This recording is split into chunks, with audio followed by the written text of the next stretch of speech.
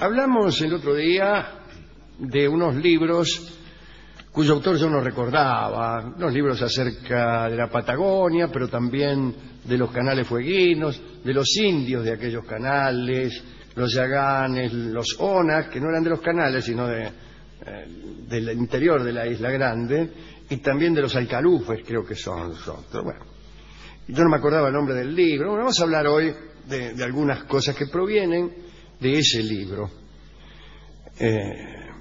Y tienen que ver, creo que tienen que ver, con el lenguaje de los yaganes, unos indios que andaban siempre en canoa, ya vamos a ver. Alguna vez en el programa, pero hace mucho, hablamos de las primeras tentativas civilizadoras en los canales del sur, y desde luego hablamos de Fitzroy, que era un capitán inglés de un buque científico llamado el Beagle, que estuvo largos años en las tierras australes investigándolo todo. En esa fragata, creo que era una fragata, la Beagle, viajaba nuestro amigo Darwin. Hemos dicho muchas veces que no le gustó a Darwin este lugar. Decía que eran tierras dejadas de la mano de Dios. Habrá llegado mal día, ¿no? También. Y estaban allí, como hemos dicho, los indios yaganes, gente muy pobre, que andaba siempre en canoa. Tenían el torso muy grande y unas piernas finitas y chuecas, que eran así porque no las usaban nunca. Eran finitas porque no las usaban. Y chuecas porque se metían adentro de la canoa. Andaban todo el día en canoa, así que no tenían piernas poderosas. Pero sí tenían unos brazos muy poderosos, ya que andaban remando todo el día. Bien, una vez que terminó la expedición del Beagle, vinieron otras expediciones. Todas tuvieron bastante mala suerte. Por ejemplo, el amigo Alan Gardiner fue creador de una misión en la Patagonia.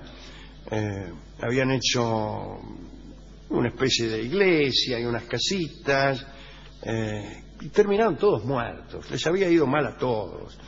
También el capitán George Buckingham apenas logró sobrevivir de los ataques de los yaganes. Hoy vamos a hablar de dos misioneros que siguieron a esta expedición y se llamaban Stirling y Thomas Bridge. Esto fue allá por el año 1870, está bastante lejos en el tiempo de la primera expedición de Fitzroy. En enero de 1862, el obispo Stirling, secretario general de la Asociación Patagonia, se hizo a la mar en Londres. Y lo esperaba una sorpresa. Cuando llegó a Tierra del Fuego, se encontró con Thomas Bridge, que era hijo adoptivo de otro explorador anterior llamado Despot. En realidad este hombre se llamaba Bridge, que desde luego es puente en inglés, porque su padre adoptivo, Despot, lo había encontrado muerto de hambre bajo un puente de Londres y le puso como apellido Bridge.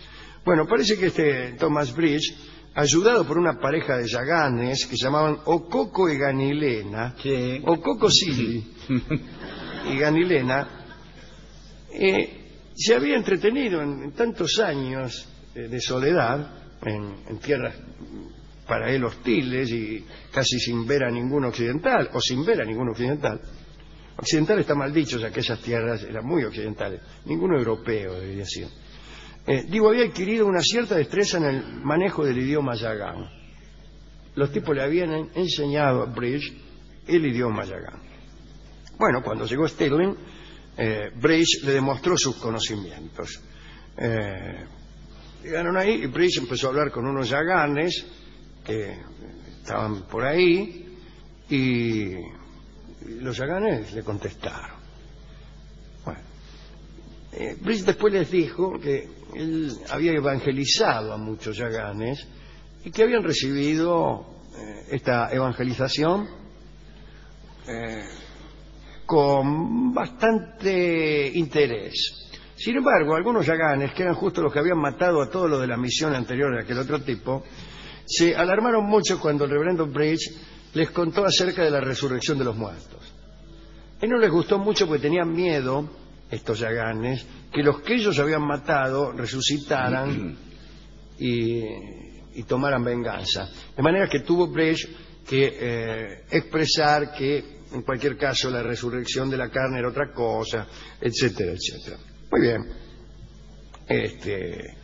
El caso es que Stirling empezó a establecer ahí al margen del canal de Beagle un sitio para evangelizar todavía mejor a los yaganes. Eligió un sitio sobre la costa norte que los yaganes llamaban Ushuaia. Este nombre está compuesto por las palabras Ushu, que significa penetrante en dirección al oeste, como sabe cualquiera que domine el idioma yagán. El idioma yagán es muy fácil. Ah, sí. Penetrante en dirección al oeste se dice Ushu, sí, y todo por el estilo. En cuanto al otro pedazo de la palabra, proviene de Naya, que quiere decir bahía en yagán. El lugar elegido está frente a la actual ciudad de Ushuaia. Era en verdad el único territorio propicio para el pastoreo de ganado. A pocos pasos de la orilla y en todo el entorno de Ushuaia se alzaba un bosque impenetrable. Stirling construyó una cabaña. Terminado su trabajo, tomó una decisión increíble. Ordenó al barco en que había llegado que se fuera y que no regresara por un largo tiempo. Pretendía, por un lado, no perturbar a los yaganes y, por otro, anular en sí mismo toda tentación de regreso, ya que, según parece, esta tentación le aparecía cada 5 minutos. Al día siguiente, Stirling se quedó solo en medio de los yaganes, sin armas, con una cabaña llena de provisiones, que era una tentación para todo el mundo. ¿Armas? Pocas. Pero Stirling lo fue calmando a los yaganes, calmó sus enojos. Es lindo, pues, una canción criolla. Y les enseñó a cantar. Distribuyó alimentos paternalmente, salió a cazar con ellos, construyó canoas y al final se olvidó un poco del peligro que representaba la convivencia con aquella tribu. 7 años más tarde apareció en el horizonte la silueta de una nave que lo venía a buscar Stirling. Cumplieron, no vengan por un buen tiempo, 7 años. Bueno, habían traído, por si lo encontraban vivo, con decoraciones, un nombramiento, lo nombraban primer obispo con jurisdicción sobre las misiones anglicanas de Chile y Argentina, y volvió a Europa. Se le ocurrió repetir un experimento que ya había hecho Fitzroy. Fitzroy se había llevado a 3 yaganes a Londres y luego los había traído de vuelta. El experimento no resultó muy bien. Stirling se llevó otros 3 yaganes llamados Urupa, Chitoy y Jack. Tampoco le fue muy bien. ¿En qué sentido? En este sentido. El cuerpo del yagán nunca pudo acostumbrarse al vestido, ni tampoco al refinado alimento europeo. Al regresar a Tierra del Fuego murieron los 3. Los yaganes necesitaban conservarse desnudos para soportar el clima polar. En verdad lo que hacían era untarse con grasa de ballena o de algún pez para protegerse del frío. Las ropas no les servían, almacenaban sobre su cuerpo la humedad helada, la suciedad, y les hacían mal. Muy bien, en la reunión plenaria de la Sociedad Misionera Sudamericana en Londres, Stirling recomendó a Thomas Bridge, aquel hombre del que hablamos al principio, para ocupar el lugar que él había abandonado. Y así es entonces cuando en 1870 llega Thomas Bridge al lugar elegido en el canal de Beagle. Al año siguiente ya podían verse algunas casas. Bridge se alojaba con su familia, había un carpintero, también un maestro de escuela, y entre ellos empezaron a escribir el famoso diccionario de Thomas Bridge, el diccionario Yagán inglés. Bridge estaba impactado ante la eficiencia idiomática de los yaganes. Era un pueblo muy pobre, muy mísero, vivían en chozas que solo abandonaban cuando la basura y los detritos empezaban a crecer en altura. Entonces no limpiaban, sino que construían otra cabaña. Y ahí se pasaban en cuclillas alrededor de una fogata. La religión que tenían no les recomendaba ningún comportamiento moralmente bueno, practicaban el robo. Pero al pasar tantas horas cerca de una hoguera, la única diversión era hablar. y tenían entonces una lengua increíblemente rica. Esto había fascinado a Bridge. El lenguaje era, sin embargo, de difícil captación. Por un lado, no tenían escritura, y por el otro, desconocían la existencia de términos independientes, de cada palabra. No podían pronunciar un término separadamente. Su discurso era continuado y era difícil interrogar al respecto a los yaganes. Los tipos decían como un pintoresco broche, pero no sabían dónde terminaba una palabra y dónde terminaba dónde empezaba la otra. No había tampoco, como hemos contado el otro día, nombres abstractos. No existe en el yagán una palabra que signifique el pescado, pero tienen denominaciones especiales para todas las especies. Esto sucede, insisto, a pesar de algunas divergencias con algún oyente, sucede con idiomas que son poco analíticos. Bueno, el amigo Thomas Bridge, con gran paciencia, preparó primero un alfabeto fonético. Se hacía repetir las frases muchas veces por los indios que pensaban que era sordo el tipo. Ya le dije, Ushuaia. Decímelo de nuevo. Ushuaia. No, ya le dije Ushuaia. Todo junto. Bueno, finalmente terminó el diccionario y el tomo resultante fue un corpus de 32.000 palabras. 32.000. Es mucho. También, no es mucho, un idioma es mucho. De los grandes idiomas de Occidente, diccionario bueno, muy bueno de castellano puede tener 55.000 palabras. Así que calcule, ¿no? Tradujo entonces el Evangelio de San Lucas, el de San Juan. Cuando vino a Stirling a hacer una inspección, vio que en el lugar, en su cabaña, alrededor, había una villa de casas blancas arrimadas a un campanario. Cada casa tenía un frente adornado, con un jardincito, en los fondos tenían huertas con verdura, la población parecía limpia y ordenada, una maravilla. Pero lo que ocurría con los yaganes era alarmante. Durante su viaje de 1828, ahí con la Beagle, Darwin había señalado en los canales fueguinos la presencia de 3.000 indígenas. En junio de 1874, Bridge hizo un censo y solo había 949. En marzo del siguiente año, a consecuencia de una epidemia de sarampión, quedaron solo 523 yaganes. Se ha dicho que eran en extremo vulnerables a ciertas enfermedades como la viruela, la tuberculosis y el sarampión. Se dice también que la influencia civilizadora alteró profunda y mortalmente sus costumbres. De cualquier modo, el yagán nunca había tenido larga vida. Los hombres no llegaban a ser abuelos. Tanto es así que esa palabra no aparece en el diccionario yagán, porque era inconcebible que alguien viviera tanto. Así que no había una palabra que designara abuelo. Así, acurrucados, confinados a habitaciones que apestaban, transformados en seres sedentarios, fueron perdiendo la energía vital que habían adquirido en las fatigas de la vida nómade. Eran más saludables cuando tenían que pescar desde la canoa y fueron presa de las enfermedades que acabaron con ellos. No solo eso, sino que principalmente cuando el mundo europeo se encontró con el mundo americano, hubo un intercambio de microbios, de enfermedades, de virus, qué sé yo, cómo llamarlo.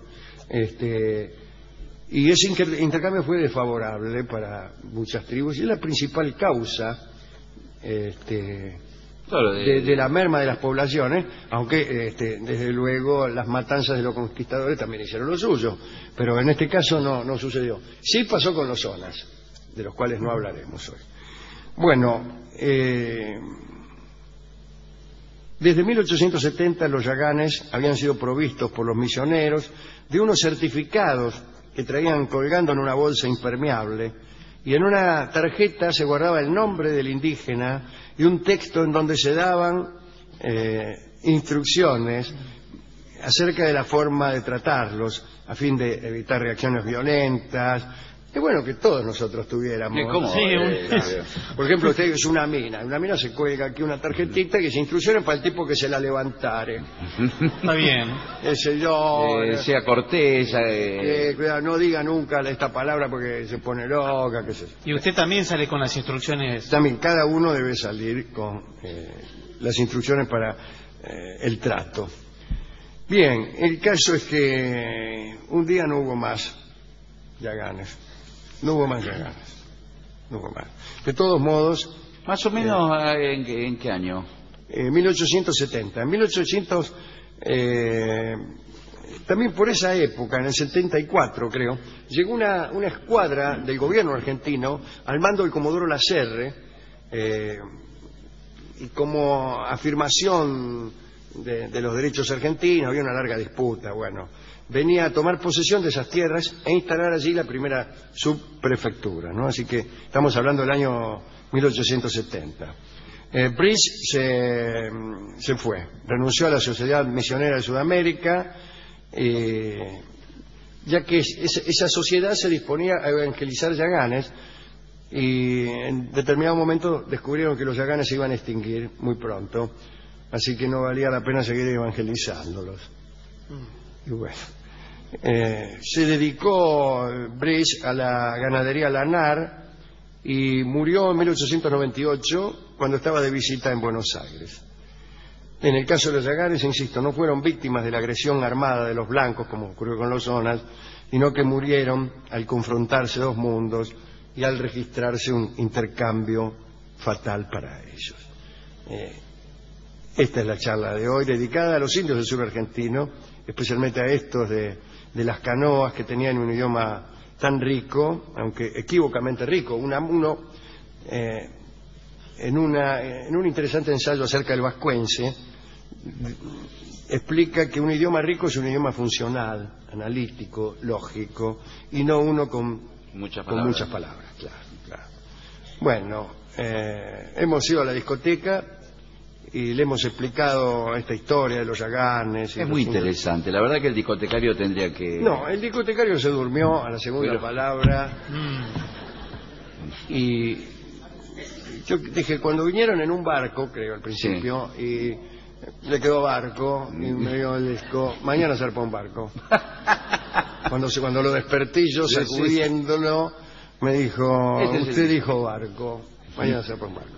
Tenemos nuestra clásica versión de Mañana zarpa un barco, que es la versión de Karina Berlegui con el trío de... ¿Los primos Gavinos? No, es el trío de Fernando Marzán. Ajá. Un trío que pertenece al programa Bar del Infierno. Así que escucharemos a Karina en Mañana zarpa un barco, en alusión con toda seguridad al barco que Stirling mandó a regresar. Aquel barco que tardó 7 años. ¿La letra habla de eso? No, el tango no habla de eso. ¿Y entonces cómo no menciona en absoluto a Tierra del Fuego? ¿Cómo sabe usted que... Pero yo estoy seguro que este tango fue compuesto pensando en el reverendo Bridge, en el reverendo Stirling. ¿Lo menciona la letra? No lo menciona. Bueno, no lo señor. menciona. Lo más parecido que menciona es el mar. Bueno. Cuando uno dice el mar, ¿en qué piensa uno? En el mar. En el mar. Pues ¿por qué no en los canales fueguinos? Bueno. Yo oigo mar y ya los Yaganes. Oigo mañana zarpa un barco, extinción de los Yaganes. Adelante entonces con Mañana zarpa un barco, el tango de Lucio de Mare,